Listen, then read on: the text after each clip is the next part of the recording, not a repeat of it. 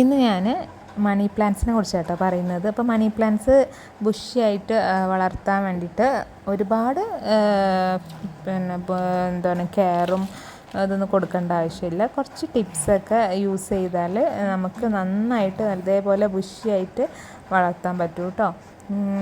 അത് തന്നെ നമ്മൾ മണി പ്ലാന്റ്സ് പിന്നെ എപ്പോഴും നമ്മൾ ഹാങ് ചെയ്യുന്നതൊക്കെ നമുക്ക് കട്ട് ചെയ്തിട്ട് സൈഡ് കട്ട് ചെയ്ത് നിർത്തിയാൽ ആ കട്ട് ചെയ്ത സ്ഥലത്തുനിന്ന് ലീവ്സ് വന്നിട്ട് ബ്രാഞ്ചായി വന്നിട്ട് അങ്ങനെ ബുഷിയാവും കേട്ടോ. പിന്നെ സൈഡിൽ നിന്ന് ഹാങ് ചെയ്ത് നമുക്ക് വേണമെങ്കിൽ ഇങ്ങനെ സൈഡിൽ ഇങ്ങനെ ചുറ്റിച്ച് കൊടുത്തിട്ട് അവിടെ ഒന്ന് ക്ലിപ്പ് ചെയ്ത് വെച്ചാൽ അവിടെ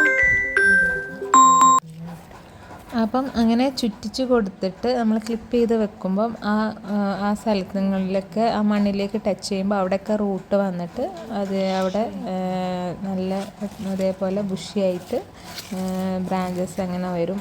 അപ്പം നമ്മളെ ആ പോട്ട് കാണാൻ നല്ല ഭംഗിയായിരിക്കും കേട്ടോ. അപ്പം നമ്മൾ നോക്കേണ്ടത് മണി പ്ലാന്റ്സ് ഇങ്ങനെ റൗണ്ടായിട്ടുള്ള ചട്ടിയിൽ വളർത്തുന്നതായിരിക്കും നല്ലത് കേട്ടോ. അപ്പോൾ നന്നായിട്ട് നമുക്ക് ബുഷിയായിട്ട് ഇങ്ങനെ വെക്കാൻ പറ്റും. ചിലർക്ക് ഹാങ് ചെയ്യുന്നതായിരിക്കും ഇഷ്ടം. ഹാങ് ചെയ്യുന്നതാണെങ്കിൽ ഇങ്ങനെ ഹാങ് ചെയ്ത് ഇടാം കേട്ടോ, താഴോട്ട് ഹാങ് ചെയ്തിടാം. പക്ഷെ ഇങ്ങനെ ബുഷിയായിട്ട് നിൽക്കുമ്പോൾ അതൊരു പ്രത്യേക ഭംഗിയാണ് കേട്ടോ കാണാൻ. പിന്നെ ഫെർട്ടിലൈസർ പറഞ്ഞാൽ ഓർഗാനിക്കായിട്ടും കൊടുക്കലുണ്ട്, പിന്നെ കെമിക്കലും യൂസ് ചെയ്യലുണ്ട്. പിന്നെ അത് ഓർഗാനിക് പറഞ്ഞാൽ നമ്മൾ സവാള ഒക്കെ ഇല്ലേ, സവാളേൻ്റെ തൊലി വെള്ളത്തിലിട്ടിട്ട് തലേന്ന് ഇട്ടിട്ട് പിറ്റേന്ന് ഒഴിച്ചു കൊടുക്കാറുണ്ട്. പിന്നെ ഓറഞ്ചിൻ്റെ സീസണൊക്കെ ഓറഞ്ച് കഴിക്കുമ്പോൾ അതിൻ്റെ തൊലി എടുത്തിട്ട് ഇതേപോലെ വെള്ളത്തിൽ ഇട്ട് വെച്ചിട്ട് പിറ്റേന്ന് അങ്ങനെ വെള്ളം ഒഴിച്ചു കൊടുക്കുക. അതൊക്കെ നല്ലതാണ് കേട്ടോ. ഈ പ്ലാന്റ്സിനും ലീഫി പ്ലാന്റ്സിനും ഫ്ലവറിങ് പ്ലാന്റ്സിനൊക്കെ നല്ലതാണ് കേട്ടോ. പിന്നെ കെമിക്കൽ ഫെർട്ടിലൈസർ എന്ന് പറഞ്ഞാൽ എപ്സം സോൾട്ട് യൂസ് ചെയ്യാറുണ്ട് കേട്ടോ. എപ്സം സോൾട്ട് ഇങ്ങനെ മാസത്തിലൊക്കെ ഇട്ട് കൊടുക്കാറുണ്ട്. എപ്പോഴും ഒന്നും ഇട്ട് കൊടുക്കാറ്, മാസത്തിൽ ഒരു ടീസ്പൂൺ ആക്കിയിട്ട് ഇതിനൊക്കെ ഇട്ട് കൊടുക്കുമ്പോൾ നല്ലൊരു ഗ്രീൻ കളറ് വരും. പിന്നെ നല്ല ഹെൽത്തി ആയിട്ട് നല്ല റൂട്ട്സൊക്കെ നല്ല ഹെൽത്തി ആവാൻ എപ്സം സോൾട്ട് നല്ലതാണ് കേട്ടോ. അപ്പം എൻ്റെ അടുത്ത് ഒരു 4-5 വെറൈറ്റീസ് ഓഫ് മണി പ്ലാന്റ്സ് ഉണ്ട്.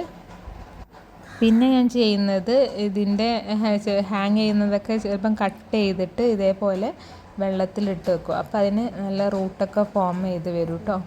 അപ്പം ഇതിപ്പം ഞാൻ ഇങ്ങനെ വെച്ചിട്ട് ജസ്റ്റ് ഈ ബാസ്ക്കറ്റിൽ വെച്ചിട്ട് ഞാൻ ഇൻഡോർ വെച്ചതാണ്.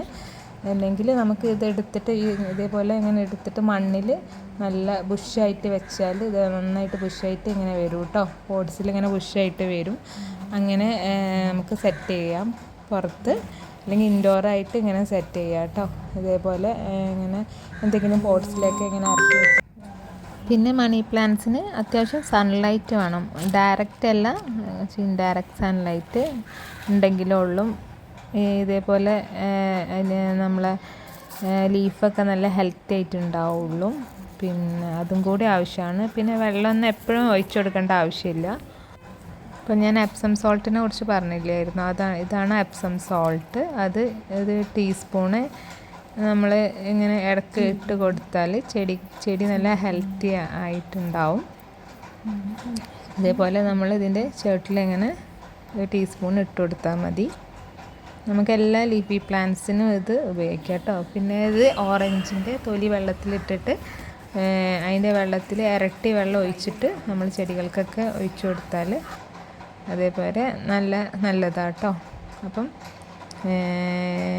എന്താ പറയുക, എൻ്റെ മണി പ്ലാന്റ്സിൻ്റെ കെയറും ടിപ്സൊക്കെ നിങ്ങൾ കേട്ടില്ല. അപ്പോൾ നിങ്ങൾക്ക് ഇഷ്ടമായിട്ടുണ്ടെങ്കിൽ എല്ലാവരും വീഡിയോസൊക്കെ ലൈക്ക് ചെയ്ത് അതിൻ്റെ കമൻസൊക്കെ താഴത്ത് അറിയിക്കണം. കഴിഞ്ഞ വീഡിയോസൊക്കെ നല്ല റെസ്പോൺസാണ്. അപ്പം അതേപോലെ ഇത് നിങ്ങൾ